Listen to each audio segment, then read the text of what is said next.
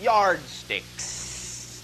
We use this nomenclature and this terminology to talk about relativity in a sense. Relativity in perspective, in point of view. To simply remind you once again, in yet another way, that each and every individual is his or her own reality. And whatever measuring rods, whatever yardsticks you may use to measure the reality you believe to be true, are not applicable to use to measure the reality that someone else believes is true for its validity. The yardsticks you create in your reality are valid for your reality and will very accurately measure the ideas going on in your reality, in your belief structure. But they cannot be used to measure the validity in someone else's reality because they have a different set of yardsticks and they are very often quite of different length. Many of you are familiar with what your physicists refer to as the time dilation effect. Are some of you familiar with this idea? The idea simply is that as you move faster and faster in your physical universe, attaining a great deal of the percentage of the speed of light, the faster you go, the more time slows down apparently from your point of view. That is, while you are remaining in your physical dimension. The idea of the hyperspace travel we talk about, the instantaneous teleportation, is quite another thing and does not apply to this idea. But while you remain in your physical universe, if you go very fast, very close to what you call the speed of light, you will find that time will slow down for the individual doing the traveling. Now, all things being relative, as many of you understand, to the individual doing the traveling, it will seem as if everything is moving at the same rate of time. To them, it will seem that everyone else has sped up very rapidly, and that they are still going about their business, doing the same things they always do at the rate that they are comfortable with.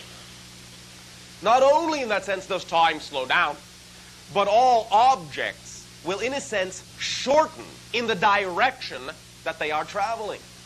So very literally, if you have a yardstick, let us say, on your hypothetical spacecraft, and you are moving in a particular direction at a great percentage of the speed of light, to an individual standing still, relatively speaking, your yardstick on the ship, by the time you are a good fraction of the speed of light, will actually only be as long as, let us say, approximately 3 inches.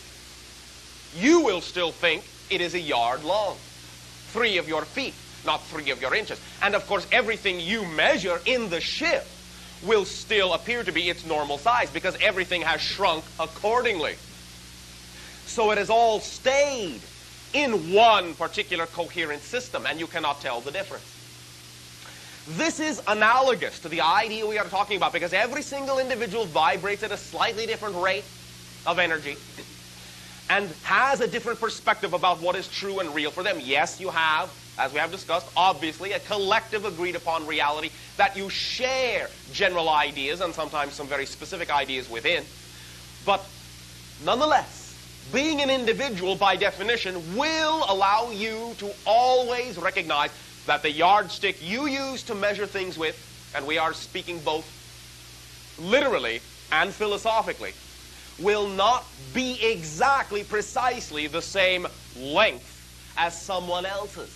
And they will measure things in a slightly different way. To each of you, the equations will seem to come out correctly. You will measure 3 feet, they will measure 3 feet, but that 3 feet is relative. And if you compare them, they may be a different 3 feet. But you can at least agree enough to get the job done.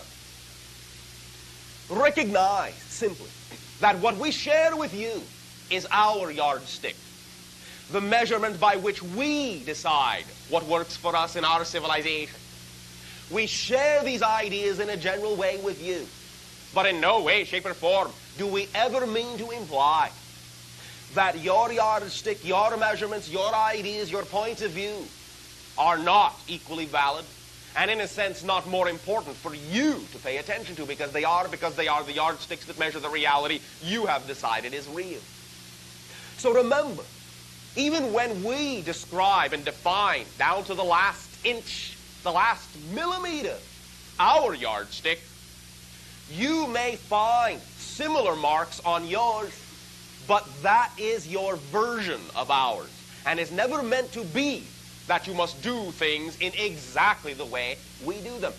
Being an individual, you will always do something in your own way, slightly uniquely or greatly uniquely, but it will always be slightly different from the way anyone else does it. That is to be expected, and that is to be cherished. For it is the variance, it is the different points of view, it is the relativity which allows there to be an ongoing discovery of new attitudes, new perspectives, new points of view in life. That something will always be seen slightly differently through another pair of eyes, will add to the enrichment of all the different ways that creation has of manifesting itself to be. You all follow along? Oh, thank you very much. Pamela. Mice, especially little mice, represent generally the idea of information as they may scurry in between the walls of your structures, delivering information to and fro within some of those portions that many of you consider to be your unconscious streams of communication within the self. But also they are simply little reminders who appear where they need to simply be a symbol, if you wish, an omen, a representative mirror of some of the gentle little reminders to look in certain places, to awaken little sleeping ideas that will now pop forth and be in your conscious awareness. They are that which startles you to life in that sense and allows you to look at a corner of yourself that may have been so small in your imagination that it may have been previously overlooked, but contains every bit of validity that every other portion contains. They are little reminders. They are the little memos that you write to yourself. Thank you very much. At this timing, allow us to extend to you once again our heartfelt appreciation in allowing us to interact with you. And in exchange for this loving gift, I ask you now, how may I serve you? To do that, but I appreciate it. Why shouldn't I? Well, I don't know. I'm a mere mortal. I'm sure you've got plenty of other people you'd rather be talking to than me. The timing is what it is, Yes. and we trust the timing to be communicating with whoever we are communicating with at that moment as the best possible thing that can be happening right now. Ooh, well, no pressure. But I'm excited to talk to you. So let me explain what I've been doing, Bashar. I went around and spoke to religious leaders, scientists, doctors, children, and also went within myself to craft a list of questions that I think everyone in the world wants answers to. So some of the things I ask will jump around from topic to topic, but I'm just hoping you can help us to unravel some of the riddles of the universe. We will address them as appropriate. Okay. And I apologize if you aren't happy with some of the questions. There is no need to apologize. Okay. Happiness has nothing to do with it. We are always in joy. Some things may or may not be appropriate, but there is no emotional connection to the idea of whether they are or not. Okay. Okay, well, I'll just get started. So a lot of people say that we're living in a computer, in a simulation. Are we? You are living in your own simulation. Remember that physical reality is a projection of your consciousness. So a simulation, yes, but not one being put upon you other than the ones you yourselves, individually and collectively, are creating in order to allow you to experience the idea of yourself through the concept of physical reality. It's your projection, it's your simulation. So not somebody up there playing a computer game called Planet Earth? No. No, okay. Except for the fact that it's you. I'm playing my own game. All of you, Are playing our own individually and games. collectively, are playing the game of Planet Earth. Okay. Well, a lot lot of people believe that we evolved from, being in the water to chimpanzees to Neanderthal man to now. But then a lot of other people believe that at some point, beings from another planet came here and altered our DNA to help us to fast track our intelligence and move forward quicker. Is that what happened? What happened? In general, yes, although you did not evolve from chimpanzees. Chimpanzees is its own separate branch of evolution. There was an early form that you all branched off from, but eventually a hominid form, something similar to what you have labeled Homo erectus, evolved naturally on your planet. At that point, several 100,000 of your years ago, an extraterrestrial species that called themselves the Anu did in fact come to your world, and they were in search of certain minerals to assist them in the balancing of the atmosphere of their own world. Realizing what a monumental task it was, they decided to inject their own DNA, being master geneticists, into several of the hominid species that had evolved to a certain point and were similar enough to them to transform into those that could help them in this endeavor. Thus, they created from the original hominid form what came to be understood now as Homo sapiens. I see. And I guess recorded history says that we haven't been intelligent for that long. They say that the pyramids was one of the first true surviving recorded records of history. But is that true, or have we had many incantations here that have been wiped out by tsunamis? There have been several civilizations that have succumbed to the idea of cyclic disasters on your planet, what you call Lemuria, or originally what is known as Mu. The idea you call Atlantis has been destroyed by cometary impact and tsunamis. And the idea of the oldest pyramids, and many of them existing around your planet, were built as a reminder and a warning and an encapsulation of knowledge so that you would understand how to decode it, understand what would happen and what has happened in the future and the past, and allow yourselves perhaps the opportunity to avoid such calamity again in your future. One thing that I've mused on is that the reason that there are no records of these past civilizations, is because they rose to a technological level where their information was stored on iPads or out in the cloud like we do now. Is that what happened? Like, why can't we find records of Atlantis other than Plato's one paper? There are a few places where some Atlantean records are still buried you have yet to find. Some of them in the Egypt area, some of them in the South American areas. But the idea to understand is that the disasters were of such a magnitude as to completely bury most of the information and most of the remnants of those civilizations. There are still some remnants around that you do know about to some degree, but you don't know what you're looking at. You're not sure where they come from. You're not sure what civilization they're connected to, even though some of them may actually have Atlantean roots. Some of the oldest pyramids, in fact, were guided and assisted by some of the Atlanteans that survived, that evacuated before the disaster, and guided some other civilizations on your planet to build such structures. When it comes to the history of the pyramids of Giza, the ongoing, most popular theory is that they were linked to the constellation Sirius, and that beings from that planet came down and assisted in the building of those pyramids, and they were used as a form of communication. Is this true? They were used for many different purposes.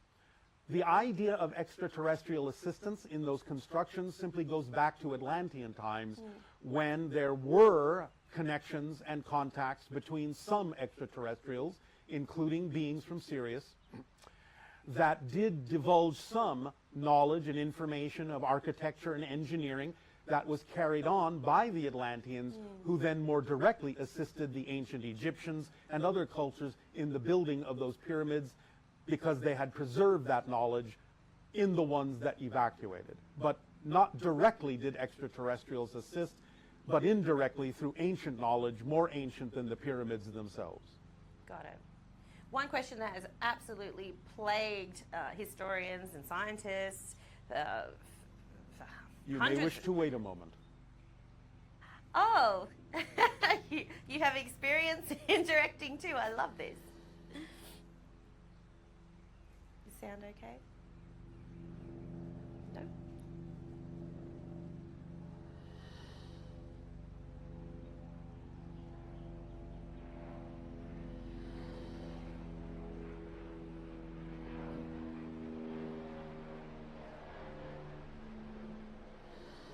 I hope craft are faster in your world than they are in ours. If they wish to be, yes. Yes. Good. So a question that has plagued architects, historians for hundreds of years is, how did ancient Egyptians move those blocks to be able to construct that pyramid?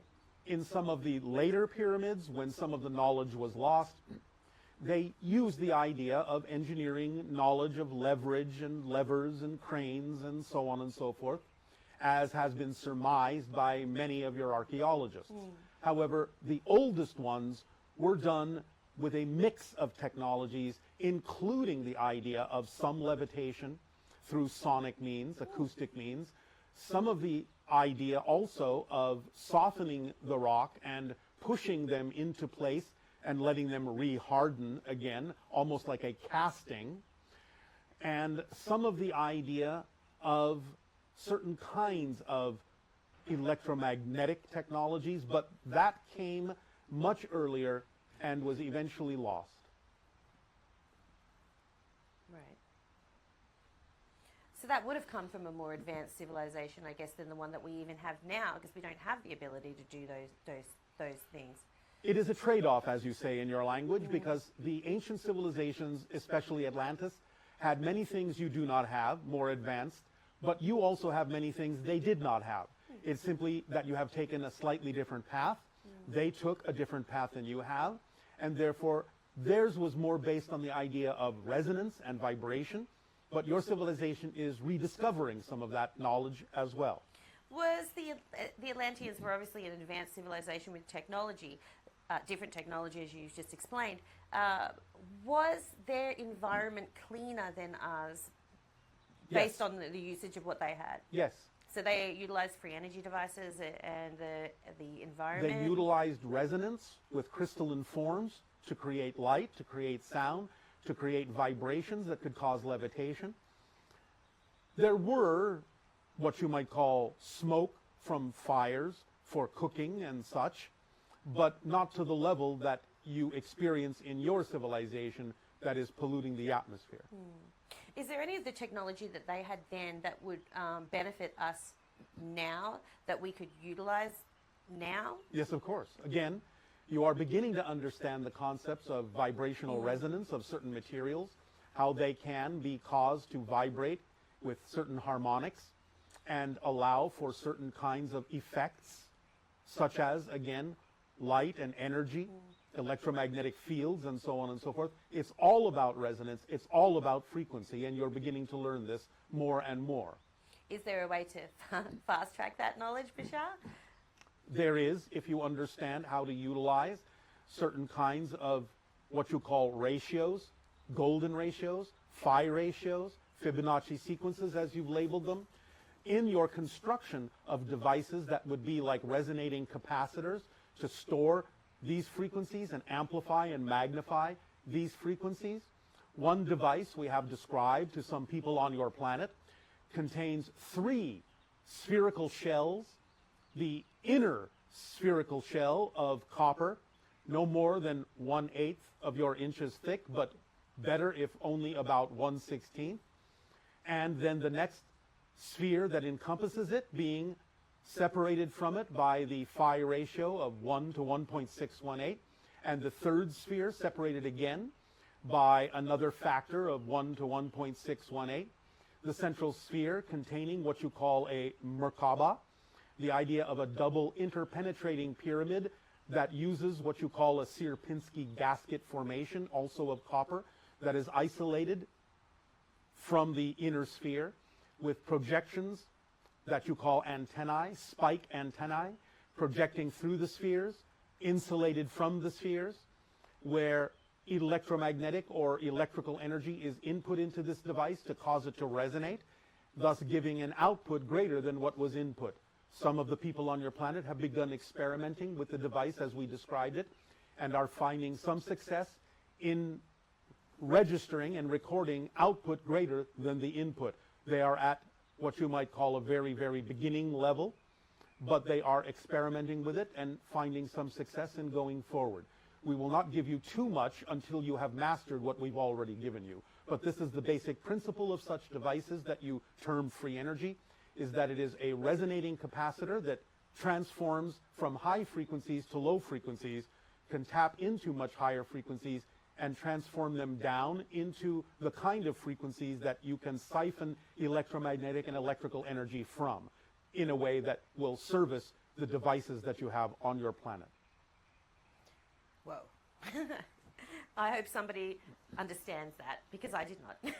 The people that are building such devices will do understand. Of course. Okay, we're going to change topic a little. So, as you know, of course, recently we endured a global pandemic, COVID-19. How exciting for you. It was exciting times for sure. And scary times for a lot of people. There were reactions all around the world. And one of the things that divided humanity was whether or not this was a pandemic or what we called plandemic. Half of the population believed that it developed from and it jumped from an animal to humans. The other half believed that it was created in a lab and intentionally released. Do you have any information about what happened with COVID-19? Accidents happened, but it was not created. It was not planned.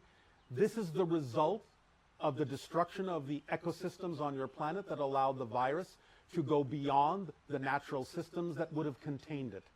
And thus then accidents happened that allowed it to be released. Right, but it wasn't an intentional release. No. It wasn't something that somebody did. Okay. No. And do you think that the world reacted appropriately, or were there things that we could have done to save more lives and get to the other side quicker?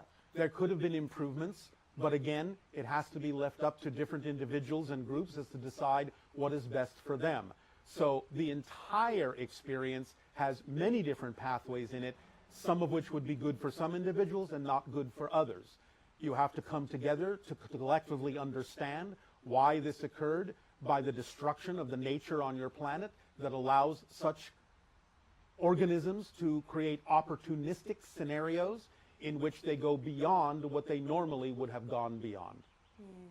So do you see in our future another pandemic coming to get us?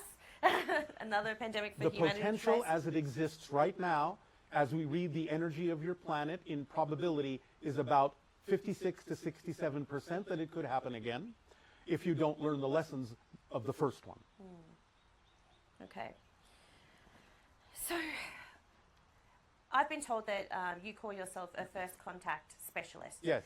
Somebody, I believe that your mission is to come here and to prepare humanity so that we're ready to have first contact with extraterrestrials. For those who choose to accept that probability. It is not for everyone. We do not force anything on anyone. It is up to each of you to decide whether that is the kind of world you wish to experience or not. But we are giving you the opportunity to do so because we are responding to the invitation, in a sense, that you are all, or some of you are, giving off, that you are now more aware that you are not necessarily the only life form in the universe. And therefore we respond to that to whatever degree we feel is appropriate without intervention or interfering in your particular form of evolution. Right. So one thing that I've been told and that I've experienced myself is that if you use telepathy or put an intention out there into the universe that you want to make contact, that somehow extraterrestrials will be able to pick up on that intention and will then respond if they can be bothered. Is this true? And is there a better way to do it than we've been doing it? It is not about a better way. It is about what you say, putting the intention out, because that is vibration. It is frequency. It is resonance. It is energy. The idea is that it is picked up by those that are paying attention to you. Not everyone is, but by those that are paying attention to your world and what is going on Earth. They will pick up that vibration in whatever way is relevant for them, and they will respond in whatever way is relevant for them. Not everyone is concerned about your world, but some of us are. Right. So one way that has become very popular now is people will sit outside in their gardens, meditate, and basically say, hey, I'm here, come and show me a sign that you're there. Do you think that it's a good method for us to be using to alert the extraterrestrials to our intent to want to communicate? It can be, but don't insist on signs. Some may be given, but the idea is not to get signs. The idea is to know within yourself, within your mind, within your soul, within your heart, that you are not alone, and to open up your hearts and your minds and your spirits to the understanding that you are connected to the cosmos, that you are part of a galactic family and a spiritual family, that you are not alone. That has to be real for you before the signs can occur. We understand that sometimes people will see our ships or other manifestations, but that's an indication and a reflection that someone is already on a level to see them. Wishing for the sign can actually cause the opposite to happen, because if you need the sign in order to know that those things exist, in order to know that you are connected, in order to feel the connections, then in some way, shape, or form you are doubting those connections, and you will get that kind of a reflection. So the idea is to just relax, open up, and trust the timing that those things will happen in perfect timing. They will unfold in exactly the way they need to, that is relevant for the people that are giving out the vibration of acceptance, allowance, and invitation. I didn't want to ask any personal questions, but I'll just ask this one because it's something me and a lot of my friends are experiencing. Once I finally saw my first UFO, now I see them all the time.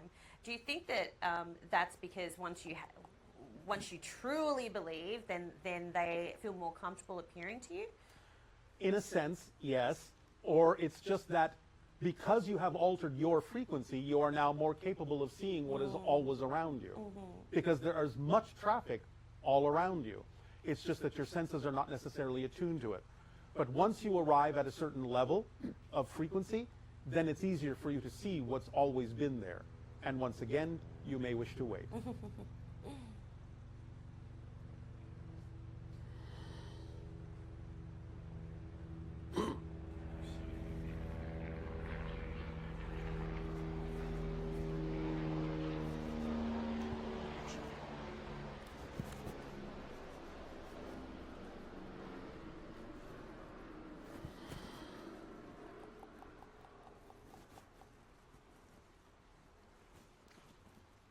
Okay, let's continue.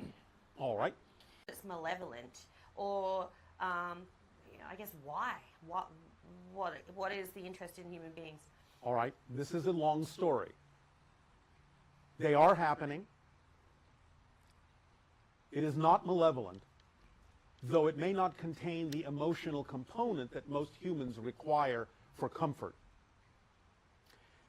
The analogy might be, on a simple level, that if you know a child needs to see a doctor, but they are afraid, but you know it's for their benefit, then they will be taken anyway, regardless of how they feel. The idea here is to understand that there is something very large going on. It involves humanity, and it involves humanity from a parallel reality. The beings that you refer to, in general, that are most often associated with the so-called detainment or abduction or contact phenomena, this idea is that they are mutated humans from a parallel version of Earth. They destroyed their version of Earth. They needed to mutate themselves in order to thrive to a certain point, but use their advanced technology to shift into parallel realities such as yours, where they would find viable human DNA that would allow them to perpetuate their civilization, because the destruction of their world had caused them to have the inability to reproduce, and they were dying out. Right. Because of the mutation, they appear to you to be extraterrestrial. They are not. They are simply humans from another parallel version of Earth that have come to your version of Earth and other versions of Earth to gather human DNA to create hybrid species, such as my own civilization, in order to perpetuate their culture and survive. In return, as a gift, for the gift you have given them and us for our existence, we assist you by giving you information that ideally would prevent your culture from going down the same destructive path that their culture went down, so that you don't have to experience the same thing that they did. That is the short version of the story. That's a lot. And so, but abductions are still happening now. I mean, not so much, although some do still continue, but that agenda has gone into a different phase of acclimation. So now the hybrids that have been created are temporarily, from time to time, brought to Earth in secret, allowed to learn what human society is all about, so they can learn to adapt, for eventually they will come to live among you when you are ready for it and they are ready for it. But for now, they are being trained to understand the differences between your human society and their society. They are now raised mostly on ships, but many humans in what you call dream time, or asleep or awake, are brought aboard the ships, either physically or altered in a physical reality that is slightly off from yours, to teach the children, instruct the children, to allow them to learn to interact, to teach them the ways of Earth, as they also teach those humans the ways of the hybrid children that will eventually come to live among you. This is all part of the agenda of the evolution of humanity into what we call the sixth hybrid race. The sixth hybrid race. We are the third hybrid race. There are two before us, and there are two after us, forming 5 hybrid races. Humanity on Earth is evolving into the sixth hybrid race as a part of its natural evolution, its natural ability to raise its frequency, its vibration, and become part of the galactic family in earnest. But do we have enough time? Because I mean, we've really ballsed up this planet. We've made a lot of mistakes, and I mean, like, is it going to be a rapid transition between the 4th, the 5th to the 6th? There is something that we must explain to you about the idea of time and the idea of the Earth that you are now experiencing. Many people are of the idea that you change the planet you're on. You don't. The planet you're on never changes.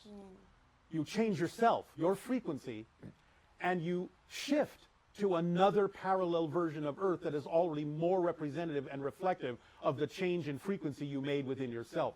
You're doing this constantly without even knowing it. We are shifting all right now, billions, literally billions of times per second. What scientists on your planet have called the idea of Planck time is the so-called tick of the clock of physical reality. You are shifting 10 to the 43rd power every second to different parallel versions of Earth, but doing it so smoothly you think you're on the same Earth you were on a moment ago. You are not. So the idea is to navigate this shifting by raising your frequency, by becoming more expanded in your awareness, so that you're constantly shifting yourself in the direction of more and more versions of Earth that are more like the versions you prefer to experience. Not everyone on your planet will do that. Some of them will go to alternate versions. Right now, you can still perceive each other because you still have the ability and free will to choose among all the different pathways that people on your planet are choosing. Positive, negative, neutral, what have you. But eventually, as you keep choosing in the direction of your preference, in the years to come, you will no longer be capable of perceiving the people that have chosen diametrically opposing paths, or ones that are simply no longer vibrationally compatible with what you prefer. And the only world you will experience will be the world where only the similar vibrations to your own will be able to be experienced by you, and similar vibrations to the other paths will be able to be experienced by them, but you will never meet in physical reality in that way again. You will meet in spirit, but not in physical reality, because you will have chosen different versions of parallel realities to play out the Earth game. So, to more specifically address your idea, yes, there is time for those that choose to take the actions, the physical actions on your planet that would be representative of the kind of world that you choose, that you prefer to experience. So taking those actions is of paramount importance to represent, to show through physical actions, which is the language of physical reality, what kind of a world you do wish to shift to more and more and more. And therefore there is always enough time if those people taking those actions will take them when they truly are moved to take them. They will then have enough time because they will create the time in the new world. They will create a shifting scenario that will bring with it enough time.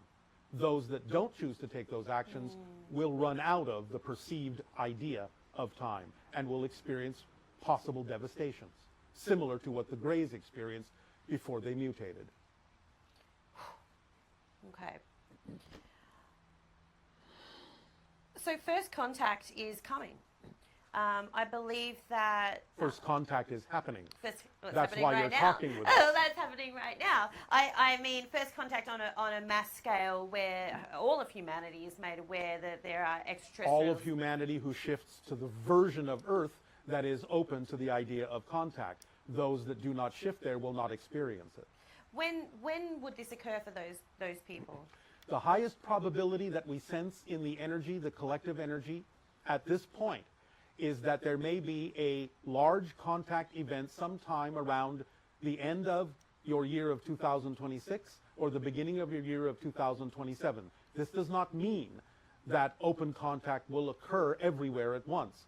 But we sense in your energy that there will be certain circumstances and situations on your planet that will bring about a requirement that some form of contact event will occur around that time and be relatively evident to most individuals on your planet. So this will change the mindset of your world sufficiently so that those choosing to accelerate in a more positive direction toward the idea of more open contact can do so, and the others may decide for themselves what they wish to do in relation to that event.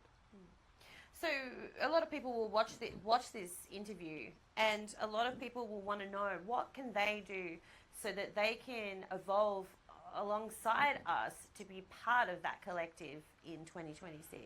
This is where we give you the information that we refer to as the formula, the instruction manual, or the cosmic compass, for it is literally a boiled down depiction, a boiled down description of how physical reality is created by your consciousness.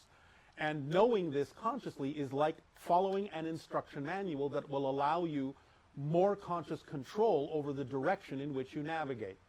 The formula, as you say, in a nutshell, though we're not completely certain why you always stuff these things into nutshells, is, number one, to act on your highest passion every moment that you can.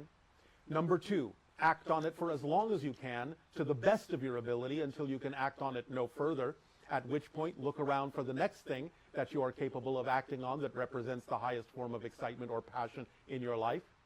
Number three, to act on that passion with absolutely zero assumption or insistence on what the outcome should look like, because the truth is you have no idea what the ideal outcome actually needs to look like. Number four, remain in a positive state no matter what manifests, even if it's something you don't prefer, because if you remain in a positive state, you will always be able to use whatever manifests, even if it's not something you prefer, to your benefit, because staying in the positive state will allow you to see and be inspired by what has happened in a way that will take you in a positive direction. Right. Number five, finally, examine your belief systems and let go of the negative and fear-based ones and the definitions that don't work for you, because you are the creator of your reality. Now, why is it important to act on your passion? Many people have said this kind of phrase in your reality, but not many have explained why that works and why it's important. People on your planet say, yes, follow your dreams, act on your bliss, follow your passion. But why? It works like this. You have a physical mind as a physical being, but you also have a non-physical higher mind as a spirit. These two things exist simultaneously. In fact, spirit is your natural state. This physical reality, in a sense, is just a dream that your spirit is having. So when you bifurcate the idea of your consciousness into a non-physical higher mind, higher frequency that is, and a physical mind of slightly lower frequency, you need the higher mind to guide you. It's like having someone standing on a mountaintop guiding you through a valley. They can see what the pitfalls are and can tell you, turn left, turn right, don't go there, you'll fall down a hole. The physical mind needs to pay attention to this in order to be guided properly. But the physical mind has free will and can ignore this guidance if it so chooses, to its own detriment usually. But the idea is that the higher mind communicates in energy. It doesn't use words. It may use pictures, images, and energy. The way the physical body and the physical mind interprets a message from the higher mind that comes to you in energy is through the sensation you call passion, excitement, creativity, love. So when you act on your highest passion, on the circumstances and situations and opportunities that present themselves to you synchronistically in life that contain more excitement than any other option at that moment, you are actually paying attention to the higher mind saying, this is you. This is the next step on your path. This is the guidance that you're asking for. This is your sign. And therefore, when you act on it, you are responding to the higher mind, saying, all right, I heard you. I am willing to understand this is the guidance you are giving me. And when you do that and are willing to act, because again, action is the language of physical reality, not words, not thoughts, actions. When you are willing to act on that passion, you have told the higher mind you are willing to listen to it, and the higher mind can then send you more opportunities that contain passion and excitement and creativity for you to act on. But if you're not willing to act on what the higher mind has already sent you, why should it send you more opportunities that contain excitement? Because you're not going to act on them.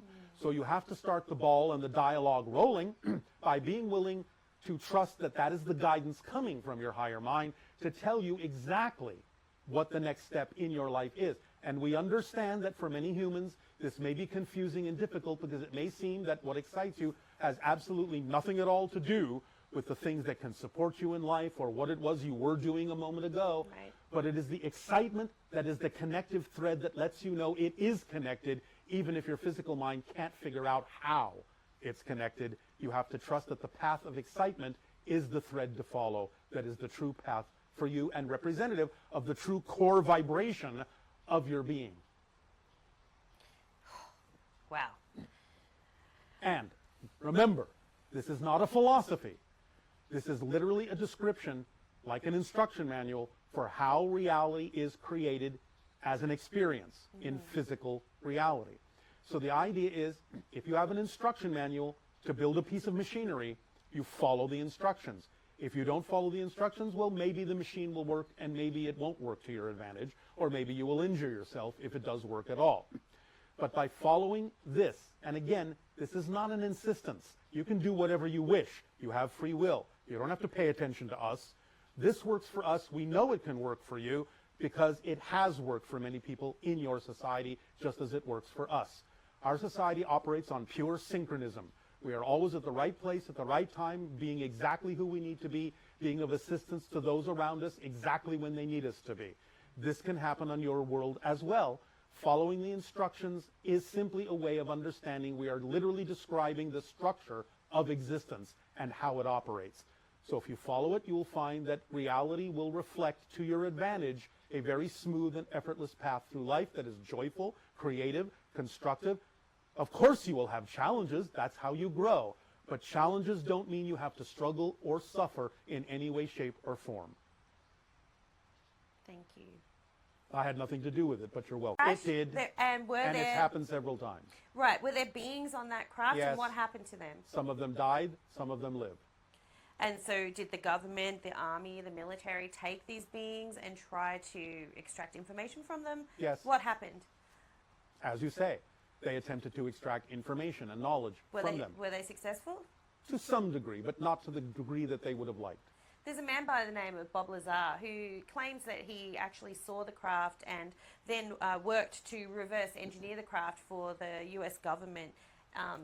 Do you believe that this is true? Belief has nothing to do with it. This is correct. True? It is. And so do we currently have that technology? Were we able to harness it? You have some degree of the technology in what, no offense, we would call a relatively primitive form. But yes, you do have some degree of that technology. Right. So, UFOs are appearing with more and more frequency all over the world, all of the time, every day. No, you are just noticing them more often than not. Right. But with these craft, are they made up of lots of different things, or are they mainly craft manned by extraterrestrial? It is a mix. There are some sightings that have to do with advanced craft on your planet, not even those that were retro-engineered, as you say. Some sightings have to do with the retro-engineered craft that you're discussing now. Right. Some of them are extraterrestrial, and some of them are other kinds of phenomenology that you're not really familiar with yet. Interdimensional, intradimensional. There are many different levels to these ideas of sightings. So with these craft that aren't man-made, are they being piloted by extraterrestrial, or are they just, like a drone being flown around? Okay. Both. There are automatic drones, as you say. There are those that are piloted. Talking about a civilization more advanced than ours that has UFOs that can fly from one edge of the universe to the other in a second, are they owned by the everyday extraterrestrial? And are the everyday extraterrestrial visiting us occasionally via space tourism? It depends on the civilization. Some are allowed to observe, in a manner of speaking, but you must understand that your world to some degree is a little bit quarantined, a little bit hands-off, a little bit off limits, to allow for non-interference in your evolutionary path, aside from whatever information from sources such as myself and others that will not necessarily intervene, because you're given the opportunity to decide whether or not you wish to adopt it or believe in it at all. This is one of the reasons why we stay in the background. We do not wish to force our existence upon you. This is one of the ways in which first contact, at least for our civilization, occurs. We give you information through whatever sources are available to us to see what you will do with that information. We watch and we wait. And depending upon the actions and the choices you make, determines for us whether or not you're actually ready for open contact, ready to join the larger galactic family that exists all around you. So it's really in your hands. It's really up to you. So are we being excluded from the galactic family? It sounds like a lot of different civilizations are spending time with each other and visiting each other, going from planet to planet and, exploring each other's civilizations. Why are we being excluded? You are not being excluded. You are excluding yourselves by making certain choices. Subconsciously?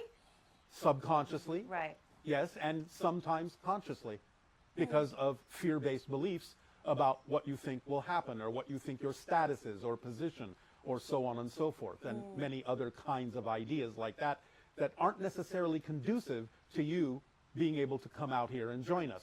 You could join us in a heartbeat, but you have to make those choices. You're not making those choices. Okay.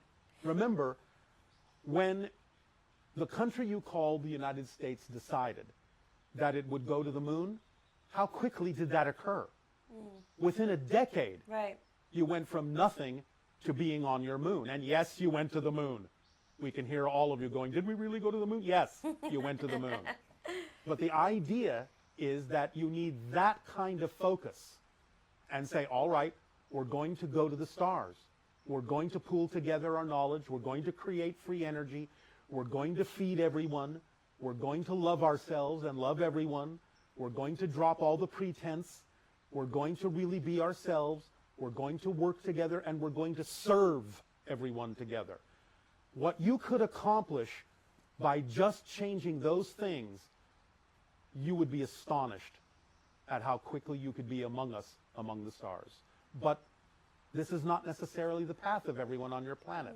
So you have to decide for yourselves what you prefer and what you don't.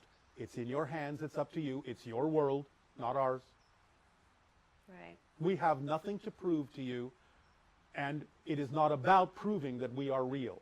We give you the information because the information proves itself that it is real, and you can decide what to think about us. There is no way at this time we can prove that we exist objectively, because that's not the point of how we do first contact. You must decide for yourselves that the information we share with you is something you can apply into your civilization and that it works for you. Then you will raise your frequency and be more vibrationally compatible to those that you will meet from other worlds. Because vibrationally speaking, many of you are not vibrationally compatible to the frequency on which we exist. And exposing ourselves to you could create psychic shock in many of you by forcing the things you're not willing to look at within your own consciousness to the surface before you're ready to integrate them. So we are doing you the service of staying in the background until you're ready for more. Now, some forms of extraterrestrials you can interact with. And as I said, because the Greys are interact with you, they are another form of human. They're not really extraterrestrials in the classic sense. Therefore, there isn't really a vibrational issue. But from our civilization, in a parallel reality that we exist in, we operate 10 times faster than you do. In a sense, by exposing our vibration to your vibration, it would be like smashing a high spinning gear and a slow spinning gear together before they're ready to mesh. It would strip your gears. So we give you this information so you can speed up your gears and meet us halfway. Then we will merge. Right. Speaking of the moon, Yes. there's been a lot of conjecture about about the dark side of the moon. We've never been able to see it with our human eyes. Well, that's not true.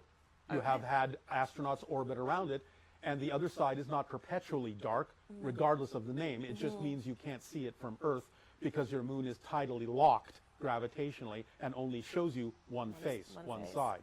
But the other side is just as light, just as often as the foreside is, and many astronauts have gone around the other side and seen that side of your moon. Is there a base there for There are some craft? extraterrestrial bases on your moon, yes. Is there a reason that astronauts or our government haven't returned to the moon for such a long period of time? They had to decide what to do about the idea of the information that you are not alone, because many of your astronauts have seen our craft and the bases on the moon and have been told not to talk about it. So you took a while to decide that maybe you could, over time, get your civilization used to the idea that you're not alone, and therefore now you are returning to the moon. Okay. So I've been told that there are many different alien civilizations. We hear of the Greys, we hear of the reptilians. There's so many different kinds. More than you know. Are there? Well, how many? Like billions, millions, Millions and millions. Millions and millions. Now, I myself, as a first contact specialist, have been in contact with over 150. But that is a drop in the bucket, as you say. With over 150. And are any of these civilizations to be feared by us? None that you have to worry about will ever reach you at this point. Okay. You are, in that sense, protected. Do we possess the ability right now to be able to reverse climate change? Some things you have done are now irreversible. You do have the ability to mitigate it. You do have the ability to adapt in clever and creative ways. But some of the things you have done are now irreversible. You will simply have to get used to it. But some things, yes, you can prevent. Okay. If you take physical action. A unified physical action. There's been many wars on our planet. Most of these wars have been caused by Fear. fear, religion. Fear. Has been, well, yeah, fear of differences of opinion. The main religions on this planet are obviously Christianity, Buddhism, Hinduism, and Judaism. Catholicism. Catholicism. Catholicism, thank you. But did the story of Jesus and the nativity scene and all of that happen? To some degree, yes. Right. It is a real individual that did exist on your planet. But was this individual a descendant of the creator of the planet? You all are descendants of the Creator. So is there a God?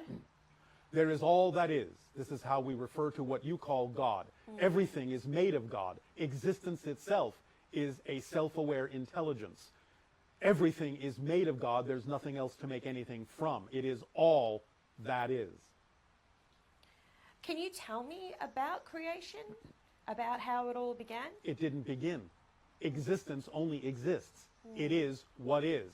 It is not subject to the idea of time. Time is subject to it. So existence itself has no beginning and no end. I know that is sometimes a challenge to wrap human minds around, but nevertheless, that's the way it is. Existence has one quality, existence. It doesn't ever become non-existent, because everything that will ever not exist already fills up non-existence. By its own definition, non-existence doesn't exist. That's its quality, to not exist. So that which exists cannot become non-existent. That brings me on to the topic of time. Yes. Is time travel possible? Not in the way your science fiction films depict it. It is simply a shift to a parallel reality that may look like your past, but it is a different reality. It is a different timeline. It is a different stream. So you can shift to things, but there will never be what you call the grandfather paradox, because if, as you say in the example that is given, you deliberately or accidentally kill your grandfather, you are killing the grandfather of a different parallel reality. It will not affect your timeline at all. So no butterfly effect, no ripple effect. Butterfly effect is something different. Right. It is simply the idea that a small change in one place can cause a large change in another. That is something quite different. But the kind of ripples you're talking about with regard to the concept of time travel do not exist in the way that you think they do, although there is absolutely cross-communication between parallel realities. In that sense, there are many, many ripples that you experience every day and don't even know you're experiencing them. Sometimes when you have a certain thought, it may not be coming from this timeline. It may be coming from another version of yourself in a completely different parallel reality, but it's relevant for your timeline here, and so you pick up on it because the communication between you is always open. Okay, so on the topic of death, Yes. we've recently done a deep dive into near-death experiences and into the afterlife. We've met a lot of people that have said that they've died and then come back, and, Yes. and during that period, they saw a white light, and then they went to another place, a place where they saw all manner of beings, extraterrestrial, human, animal, and then they Yes. made a decision to come back to this planet and keep on living. Yes. Do you know, what can you tell me about this place, this It afterlife? is your natural place. You are in spirit right now. All of you are. You've never left spirit. You're still there, or at least most of you is. Again, physical reality is just a projection of consciousness. It's like the spirit is having a dream, or part of it is dreaming that it's no longer in spirit. But you are in spirit. So, for example, let us say that you as a physical being are asleep at night and having a very realistic dream. It seems very real. But then you wake up in the morning and you go, oh, well, no matter how real that seemed, this is who I really am. Death is like that to some degree. You will wake up back into spirit having finished this physical dream and say, well, that was very real at the time, but this is who I really am. You will be a more expanded version of yourself that will have many opportunities to experience many different kinds of things beyond physical reality, or experience physical reality again in many forms. It's up to you. You have free will to choose. That's your greatest power, the freedom to choose what you will experience. But you're there right now in spirit. All of you are. All of us are. That is home. That's where we all come from. All roads lead back to spirit. All of them. No matter what people may think, no matter what they say they believe, no matter what they do, all roads lead back to spirit. Are there consequences for the choices you make? Certainly. And you will experience that to some degree, but not as a punishment, only as an instruction for how to make better choices, more positive choices in your next experience. Remember, when you talk as humans about the unconditional love of all that is, the unconditional love of the Creator, the unconditional love of Goddess God. Maybe many of you need to look that word up in the dictionary. Unconditional means unconditional. Unconditional. I hear you, Bashar. All right. I hear you. All right. So It's interesting because a lot of people on our planet right now are trying to figure out what happens when you die, or Yes. what is the spirit. But that's information that's been kept away from us. to some degree, although the near-death experiences are giving you a little bit of a snapshot. But since they don't fully die, they're not getting the whole picture because they don't go beyond a certain point because they need to come back to the physical dream. So the idea is that, yes, not everyone experiences exactly the same thing, but there is usually, on average, some form of conduit or tunnel or transference understanding, not always. You understand now the experience of unconditional love. You are permeated by it because now there's no physical impediment to block it, no belief system to block it. Usually you will experience some form of life review, although again it may not be a full one because you're not fully dead, as you say. You're not staying in the spirit world. And you will usually assess what it is you need to learn from the experiences that your life has given you. You may meet people that have passed on. You may meet the light of all that is, the light of different guides. You may experience other kinds of beings there. You may not. It depends on what your purpose is. Some people will experience things that they describe as a little bit hellish, but that may simply be the result of the belief systems they carried over into the spirit world that have a kind of residue to them that you haven't let go of. But there is no actual hell as you describe it, because exactly in the spirit world, time is very malleable. It is in a sense timeless, even though there is a form of time. As an experience, you actually have the ability to shift instantaneously into any kind of scenario whatsoever. So even if someone did experience the so-called fires of hell and they didn't like it very much, as soon as they said they didn't like it very much, they would shift out of it. Right. Are there any elements or minerals that we on our planet that we haven't discovered yet that could really help us with health or with technology? Yes, and there are those that you could actually manufacture that would help you as well. So you can continue learning the alloys and mixtures and so on and so forth of what different frequencies and resonances of the different kinds of elements and minerals do, and keep exploring that idea to make your own discoveries. But yes, when you get out into space far enough, you will discover that there are other minerals, not so much the idea of other elements, although there are a few, but other minerals and combinations of elements that could be very beneficial to you. Now, one was brought up, since you mentioned the idea of Robert Lazar, as element 115, Right. which you have now identified on your planet in minute quantities for a brief period of time. And it is given to you that if you wish to experiment with this, you would find that if you add to that element 88 neutrons, you'll be able to have something that can manipulate the gravitational field. Wow. Okay. Okay. Is it possible for humans to become more telepathic and to use more than 10% of our brains? And why do we have this 100% capacity but only use such a small amount? You are using 100% of your brain to make it seem as if you're only using 10%. That's the joke. Right. You are using 100%. It's not about learning to use 100%. It's about learning how to use the 100% in a different way. It's just that your belief systems are limiting you. Your fear-based beliefs and negative beliefs are limiting your experience into seeming like you're only using 10%. But you are using all of it. Now, the idea of telepathic contact, again, as with many definitions on your planet, are not exactly accurate descriptions of how it works. Telepathy, or what we choose to refer to as telempathy, is the idea of being on the same wavelength as someone else, being in a harmonic frequency with them. Telepathy is not reading someone else's mind.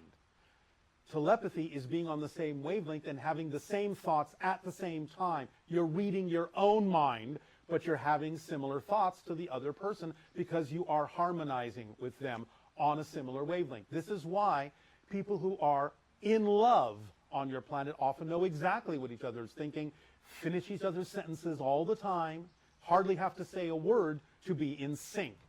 So the idea of loving yourself and being loving to humanity will allow you to become more telepathic and know exactly what each other are thinking when you need to. This doesn't mean that you invade anyone's privacy, but the idea is that you have to be on a similar wavelength to each other to really be telepathically bonded. Right. We talked a little bit earlier about archaeology, about there being artifacts hidden underneath the ground here that could, I guess, give us more information about our past. Are there any areas that you could point to more specifically where we should direct people to look? There are chambers under the Sphinx and the Great Pyramid that contain some records. There are caves in the area known as Peru that are ancient that contain some records. One moment. There are areas in Tibet that still contain some of the ancient records. At the same time that all this exists and is capable of being found, when open contact occurs, one of the gifts that you will be given from a certain group of extraterrestrials is the entire record of your history.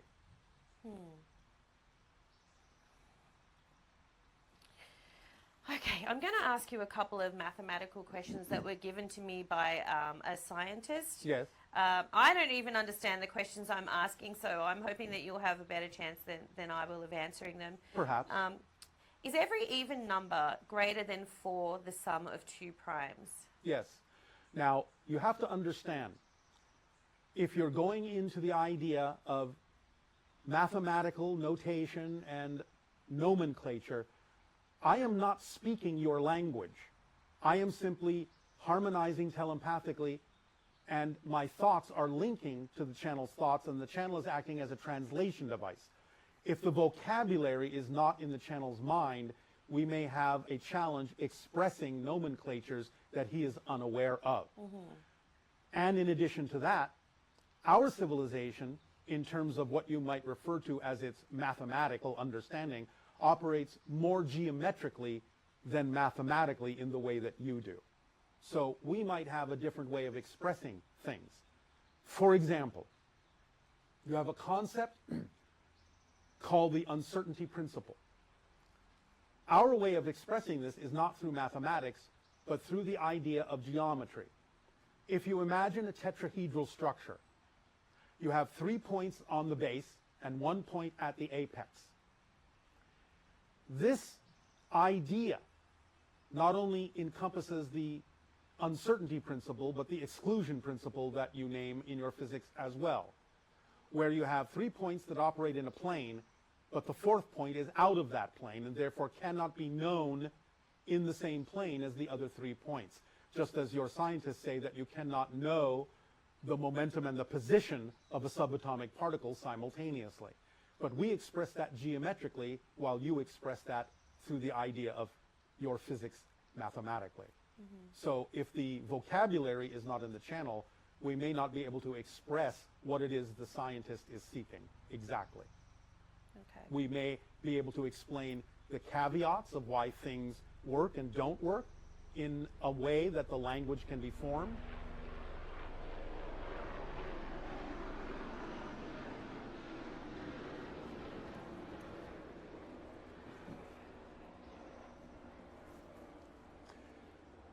But we find that on your planet, many scientists are prone to using typical metaphysical understandings of how things are supposed to work.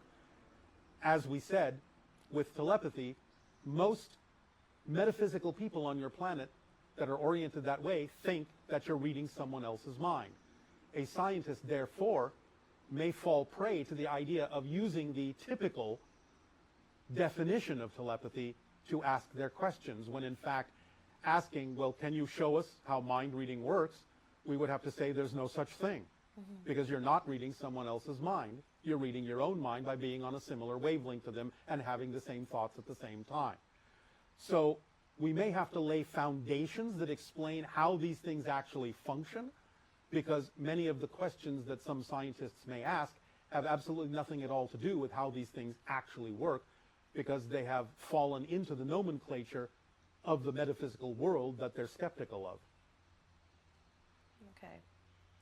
I only have a few more questions for you, Bashar, before I let you go back to your amazing life in your other realm.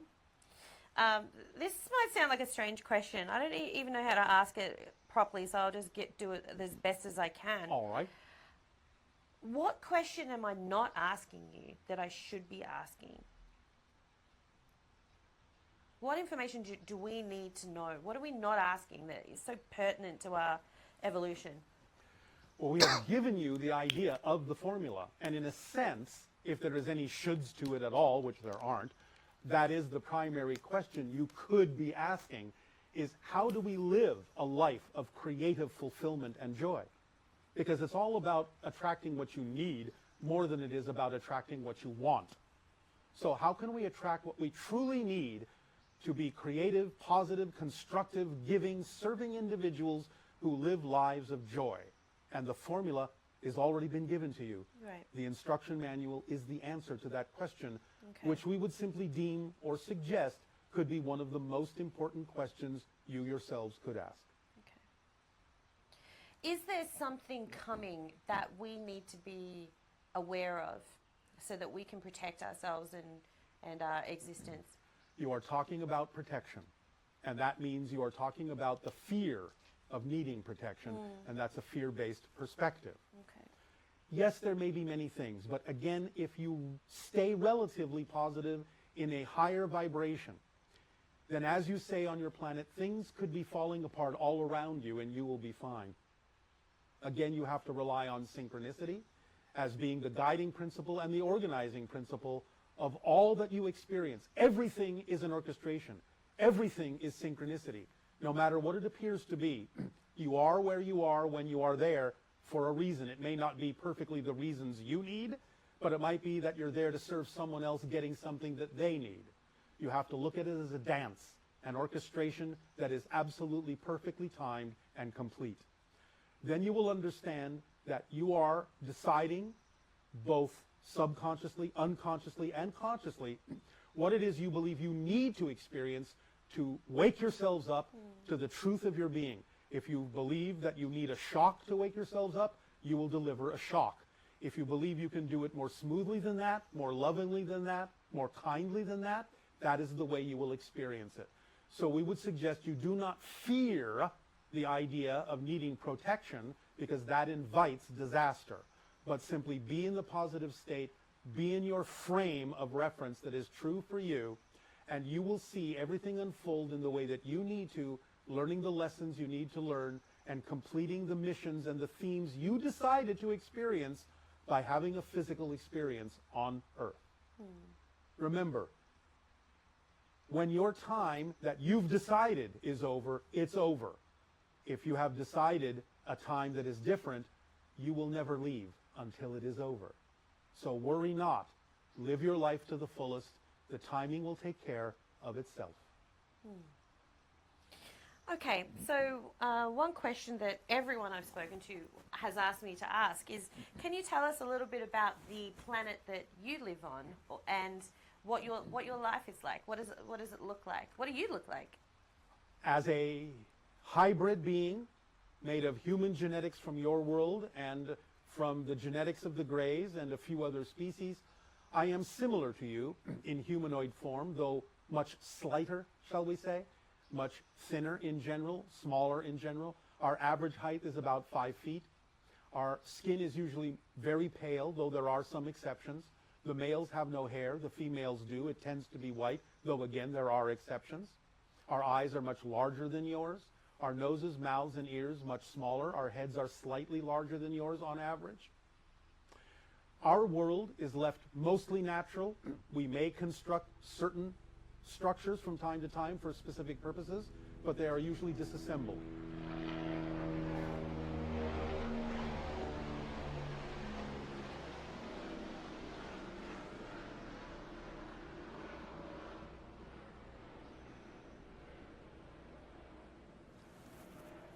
These structures are temporary and usually disassembled when they are no longer needed. Our spaceships are our cities. So the world is relatively natural. You could survive there if you make a shift to our parallel reality, though it is a little bit richer in oxygen and moisture. You might be a little dizzy at first, but you could acclimate to it. There's a lot of rich foliage, a lot of beautiful scenarios, and a lot of beautiful animals and plants on our planet. There are... Different from our animals and our plants? Some of them are actually animals from your planet.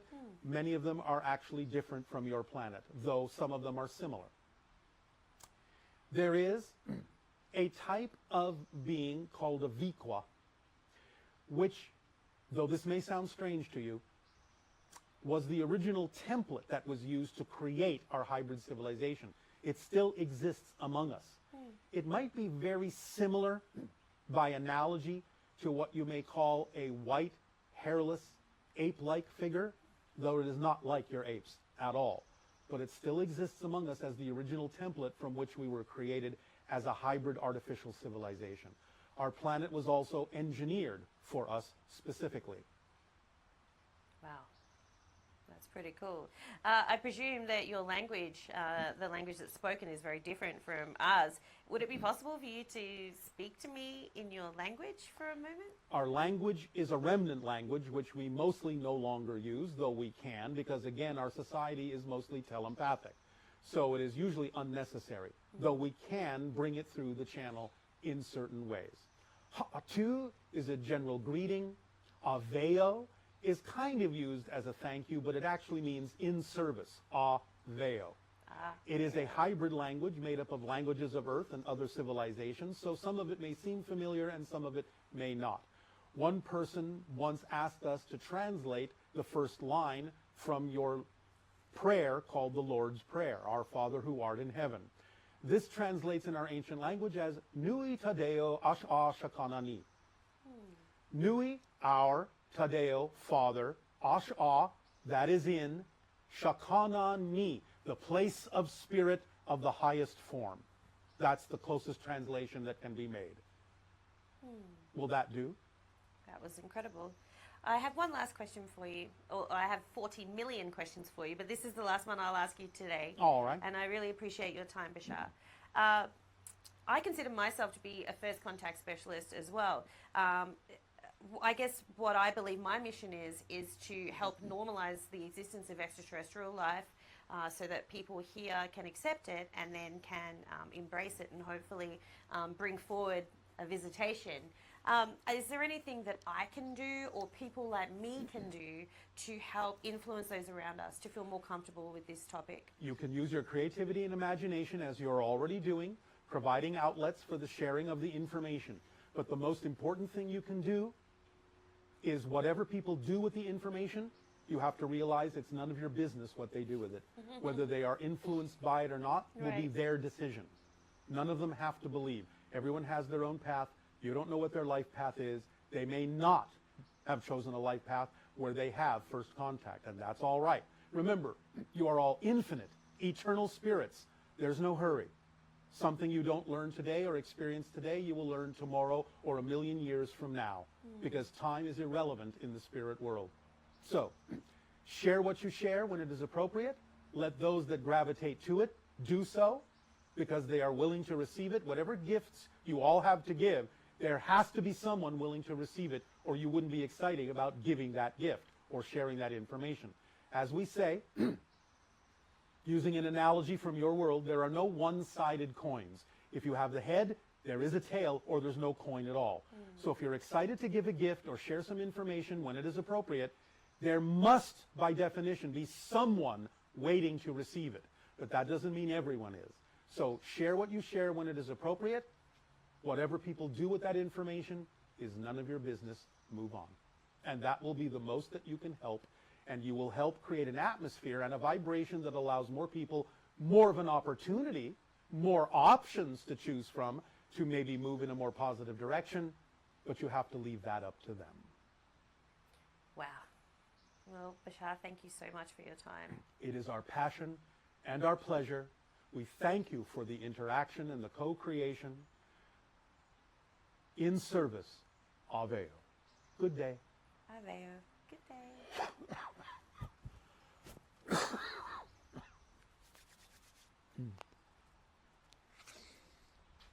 How did it go?